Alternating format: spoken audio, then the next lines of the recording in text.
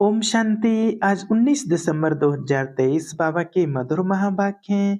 प्रातः मुरली ओम शांति। बाप दादा मधुबन। बोले बाबा, मीठे बच्चे, सर्विस की वृद्धि के नए नए तरीके निकालो, गांव गांव में जाकर सर्विस करो। सर्विस करने के लिए ज्ञान की पराकाष्ठा चाहिए। प्रश्न है, बुद्धि से पुरानी दुनिया भूलती जाए, इसकी सहज युक्ति क्या है? उत्तर, घर को घड़ी घड़ी याद करो, बुद्धि में रहे अब मृत्यु लोक से हिसाब किताब चुकतो कर। अमर लोक जाना है, देह से भी बेघर, यह देह भी अपनी नहीं। ऐसा अभ्यास हो तो पुरानी दुनिया भूल जाएगी।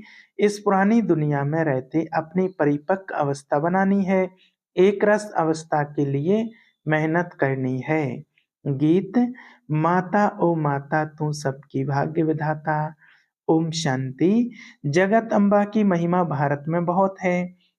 जगत अम्बा को भारतवासियों के सिवाय कोई भी जानते नहीं। नाम सुना है जिसको ईब अर्थात बीवी भी कहते हैं। अब तुम बच्चों की बुद्धि में है कि बीवी और मालिक के सिवाय रचना तो रची नहीं जा सकती।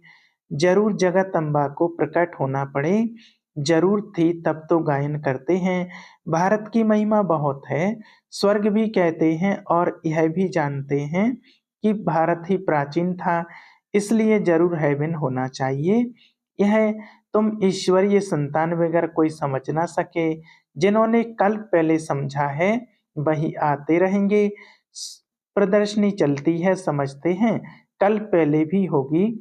सबको समझाने के लिए अक्षर बहुत अच्छे हैं। पवित्र आत्मा, पवित्रता से तुम लाइट का ताज पाते हो।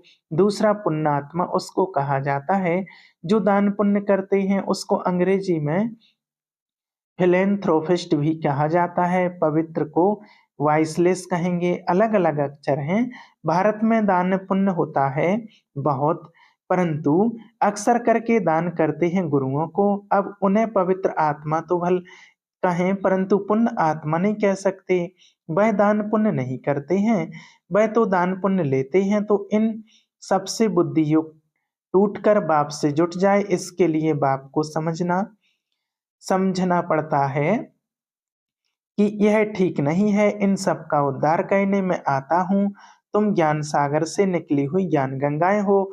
वास्तव में गंगा अक्षर राइट नहीं है, परंतु गायन चला आता है, इसलिए भेंट की जाती है। बाप आकर पुरानी दुनिया की पुरानी सब चीजों को नया बनाते हैं। स्वर्ग नई चीज है, नई चीज का समाचार बाप ही जानते हैं, दुनिया नहीं जानती। भगवान वाच्य है, परंतु गीता में श्री कृष्ण का नाम डालने से सबका बुद्धि योग टूट गया है, इसलिए सर्वव्यापी कह दिया है।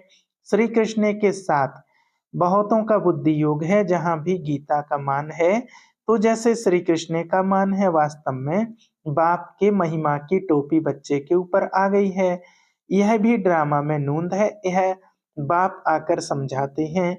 बाबा बार बार समझाते हैं। जब कोई आते हैं तो हर एक को ऑक्यूपेशन पूछो, इससे तुम्हारा क्या संबंध है। बाबा ने प्रश्नावली अच्छी बनाई है। सर्विस तो बहुत अच्छी हो सकती है। सर्विस तो जगत अम्बा के मंदिर में बहुत अच्छी हो सकती है। वहां जाकर समझाओ कि यह है जगत अम्बा, सृष्टि को रचने वाली माता। कौन सी दुनिया रचती है, जरूर नई रचना रचेगी। अच्छा, इस माता का पिता कौन है, इसको जन्म किसने दिया? मनुष्य तो मुखवंशावली का अर्थ भी नहीं समझते हैं। तुम जानते हो इनको परमपिता परमात्मा ने जन्म दिया है। तुम बच्चों को ही समझाना पड़े। जगत अम्बा मुखवंशावली है, परंतु कैसे? परमपिता परमात्मा तो निराकार है। समझाया जाता है ब्रह्मा तन से परमपिता परमात्मा ने आकर जैसे इस ब्रह्मा को एडॉप्ट किया है, वैसे बच्ची को ही किया है। यह बातें सबकी बुद्धि में स्थायी नहीं ठहरती, घड़ी घड़ी भूल जाते हैं। बच्चे सर्विस तो बहुत कर सकते हैं। जगत अम्बा के मंदिर में परिचय देना चाहिए तो उन्हों का भी बुद्धि योग बाप से जुटे। जगत अम्बा भी उनसे योग लगाती है, तो हम भी उनसे योग लगाएं। नीचे जगत अम्बा तपस्या में बैठी है, उनका मंदिर ऊपर है। नीचे राजयोग की तपस्या कर रहे हैं। फिर राजराजेश्वरी स्वर्ग की मालिक बनी सतयुग में। अभी है कलयुग, फिर से जब तपस्या में बैठे तब तो स्वर्ग के मालिक बने ना। तुम्हारी बुद्धि में यह सारा ज्ञान रहना चाहिए। यह सच्ची राय मनुष्यों को दी जाती है। तुम हर एक का परिचय देते हो, परंतु सबकी बुद्धि में कोई जल्दी थोड़ी बैठ सकता है। बैठ तब जब सर्विस में लग जाएं। चित्र भी बहुत अच्छे बने हुए हैं, लक्ष्मी नारायण के मंदिर में जाकर समझा सकते हो। बाबा कहते हैं, मेरे भक्तों को सुनाओ, भक्त जरूर मंदिर में ही मिलेंगे, उनको प्यार से समझाओ। यह जो लक्ष्मी नारायण के चित्र हैं, इनके लिए सभी कहेंगे यह स्वर्ग के मालिक थे। अच्छा, अब क्या है, जरूर कहेंगे कलयुग।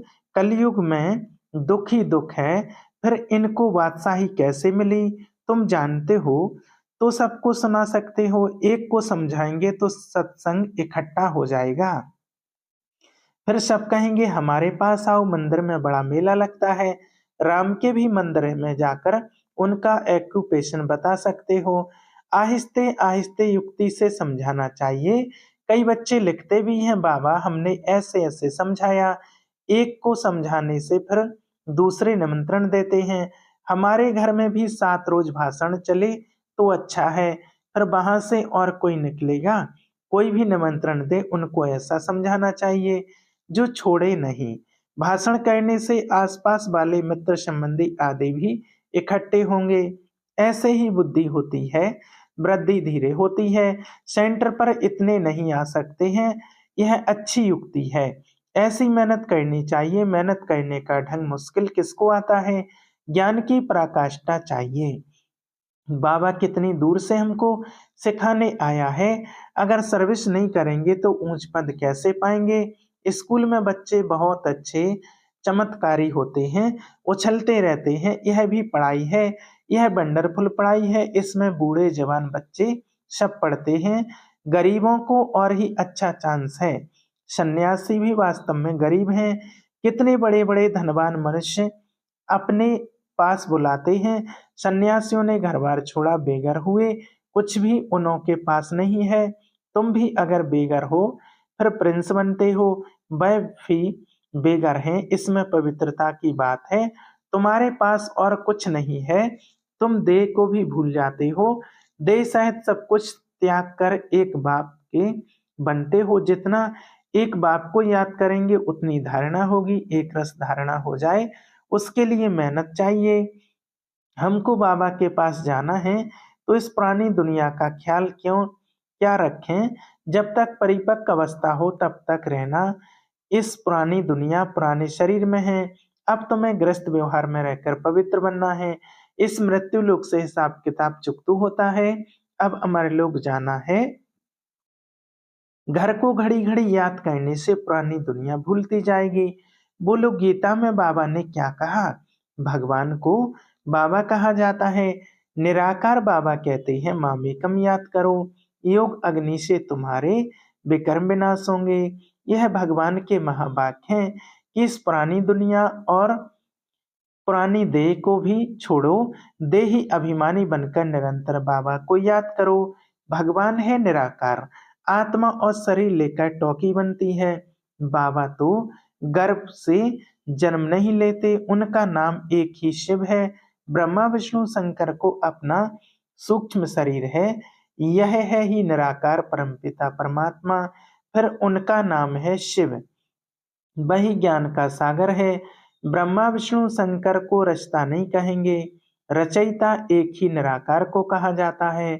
वह फिर साकारी रचना कैसे रचें, तो ब्रह्मा द्वारा आकर समझाते हैं। श्री कृष्ण तो हो ना सके, ब्रह्मा के हाथ में ही वेद शास्त्र दिखाते हैं। गाया भी हुआ है ब्रह्मा द्वारा स्थापना।